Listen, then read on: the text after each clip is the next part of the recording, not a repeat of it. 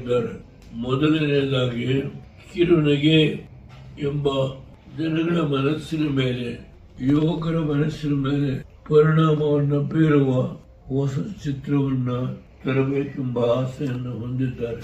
ಅವರಿಗೆ ಈ ಶುಭ ಸಂದರ್ಭದಲ್ಲಿ ನಾನು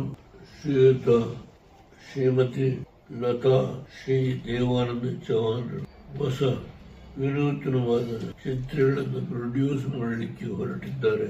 ಅವರಿಗೆ ಭಗವಂತನು ಸರ್ವ ರೀತಿಯ ಯಶಸ್ಸನ್ನು ಕೊಡಲೆಂದು ಪ್ರಾರ್ಥಿಸುತ್ತಾರೆ.